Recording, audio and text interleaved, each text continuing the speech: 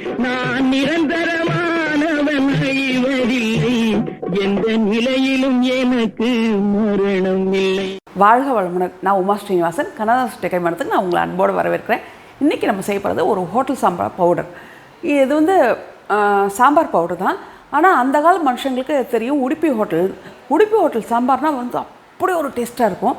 அந்த சாம்பார் பவுடரும் அந்த உடுப்பி ஹோட்டல் சாம்பாரும் இப்போ சாம்பார் பவுடர் அளவு, அது எப்படி அரைக்கிறது, இதெல்லாம் நான் சொல்லிடுறேன்.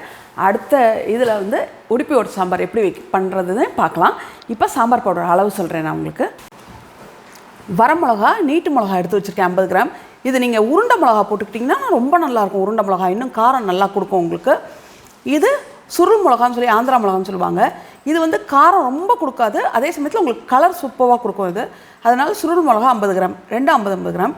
அப்புறம் பச்சரிசி 50 கிராம், கடலைப்பருப்பு 50 கிராம், மல்லி 50 கிராம். இது ஜாஸ்தியாக இருக்குன்னா இது வெயிட் இருக்காது, அதனால் இது ஜாஸ்தியாகவே இருக்கும் உங்களுக்கு 50 கிராமுக்கு இது. அப்புறம் சீரகம், இதுவும் 50 கிராம். 1 2 3 4 5 6 பொருள் 50 கிராமுங்க. இந்த பாருங்கள், பெருங்காயம் இது 30 கிராம், வெந்தயம் 30 கிராம். ஏன்னா கசப்புத்தன்மை ஜாஸ்தி இருக்கிறது, அதனால் வெந்தயம் 30 கிராம். இதுதான் 50 கிராம். இதெல்லாம் எடுத்து வச்சுருக்கேன்.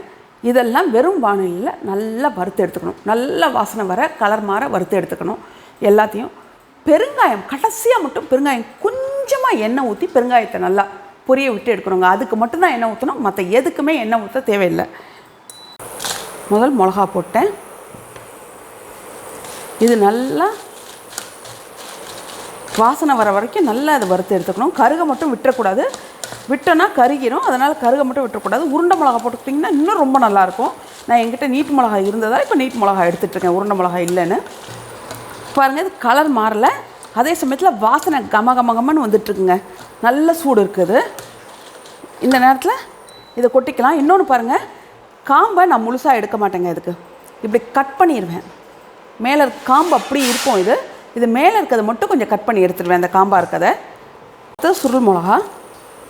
இது வந்து உங்களுக்கு காம்பு இல்லாமல் தான் வரும் உங்களுக்கு இது எப்போவுமே. இதுவும் நல்லா சூடு வறுத்துக்கிட்டேன். கொஞ்சம் கீழே வந்து க்ளீன் பண்ணி போட்டிங்கன்னா நல்லாயிருக்கும். இது பாருங்கள், க்ளீன் பண்ணிவிட்டு அப்புறம் பண்ணணுங்க. இப்போ பச்சரிசி போடுறேன். பச்சரிசி வந்து கொஞ்சம் பொரியும், அந்த அளவுக்கு வறுத்து எடுத்துக்கோங்க. இது நல்லா பொரியணும். அரிசி இந்த மாதிரி வறுத்துக்கணும் நல்லா. மற்றதெல்லாம் செவக்க வறுக்கணும். எல்லாத்தையும் செவக்க வறுத்து எடுத்துருங்க. பாருங்கள், கடைசியாக இது மட்டும் கொஞ்சம் எண்ணெயை ஊற்றிருக்கேன். எண்ணெயை ஊற்றி வறுக்க போகிறேன். பெருங்காயம் மட்டும் பாருங்கள், சின்னதுலேயே வச்சு கொஞ்சமாக எண்ணெய் ஊற்றி மொறுன்னு வறுத்தள்ளணும். இது ரொம்ப நேரம் ஆகும் உங்களுக்கு.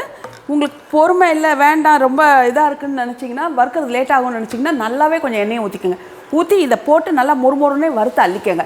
இது கொஞ்சம் நல்லா எண்ணெய் ஊற்றி வறுத்துக்கினாலும் ஒன்றும் இல்லை, மொறுன்னு வறுத்து அள்ளிக்கங்க. ஆனால் கட்டி பெருங்காயம் போட்டுக்கோங்க, தூள் பெருங்காயம் வேண்டாம். அவ்வளோதாங்க.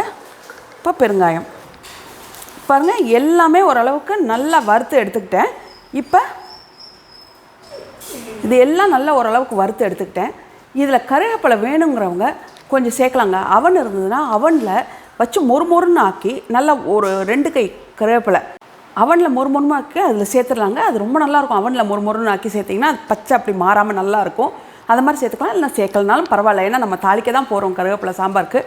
இதாங்க அந்த சாம்பார் பவுட்ரு.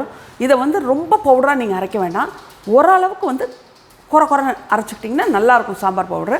இப்போ நான் இதை அரைச்சிட்டு வந்து உங்களுக்கு காமிக்கிறேன். இப்போ சாம்பார் பவுடர் நான் அரைச்சிட்டு வந்துட்டேன். இது பார்த்திங்கன்னா பாருங்கள், இந்த அளவு குறைப்பு வரணும். ரொம்ப குறைப்பும் வேண்டாம், ரொம்ப நைஸாகவும் வேண்டாம்.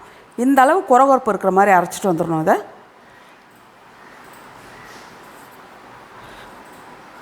நான் அரைச்ச அளவு போட்டிங்கன்னா இந்த மாதிரி டப்பாவில் 3 டப்பா வருங்க. ஃபுல்லாக வரையால் ஃபுல்லாக 3 டப்பா வரணும். இப்போ எனக்கு 3 டப்பா வந்திருக்கு. நான் இப்போ காமிக்கிறதுக்காக உங்களுக்கு இந்த அளவுக்கு டப்பா வச்சு காமிக்கிறேன். இந்த மாதிரி டப்பாவில் 3 டப்பாவில் எடுத்துக்கிட்டிங்கன்னா நல்லா லாக் ஆகிற மாதிரி டப்பாவில் எடுத்துக்கிட்டிங்கன்னா ஒரு டப்பா வெளியே வச்சுக்கோங்க, 2 டப்பா ஃப்ரிட்ஜில் வச்சுருங்க. வாசனை உங்களுக்கு எப்போவுமே நல்லாயிருக்கும். இதில் வேணால் நீங்கள் இன்னும் கொஞ்சம் மிளகா 50 கிராம் சேர்த்துக்கலாம். ஆனால் நம்ம வந்து சாம்பார் வைக்கும் போதும் சரி மிளகா கிள்ளி போடுவோம், பச்சை மிளகாயும் போடுவோம். அதனால் இது போதும். நான் மிளகாத்தூளும் போடுவேங்க. அதுன்றதில் நான் 50 கிராம் போட்டிருக்கேன். நான் மிளகாத்தூள்லாம் போட மாட்டேன், மிளகா கிள்ளி போட மாட்டேன் அப்படின்னு நினைக்கிறவங்க இதில் இன்னும் கொஞ்சம் மிளகா நீங்கள் சேர்த்துக்கலாம். இதை வச்சு நான் உடுப்பி சாம்பார் எப்படின்னு இது இன்னைக்கு பண்ணியிருக்கேன். இது அடுத்ததே நான் அதை போடுறேன். அது பாருங்கள், ரொம்ப பிரமாதமாக இருக்கும் அந்த சாம்பார். உங்களுக்கு வந்து அப்படி ஹோட்டல் சாம்பார் பிள்ளைங்களாம் விரும்பி சாப்பிட்ற மாதிரியே இருக்கும். அது பண்ணுறேன் நான். பவுடர் உங்களுக்கு பிடிச்சிருக்கும்னு நினைக்கிறேன். பிடிச்சிருந்தா லைக் பண்ணுங்கள், ஷேர் பண்ணுங்கள், சப்ஸ்கிரைப் பண்ணுங்கள், பெல் ஐக்கான் பண்ணுங்கள், கிளிக் பண்ணுங்கள். வாழ்க வளமுடன்.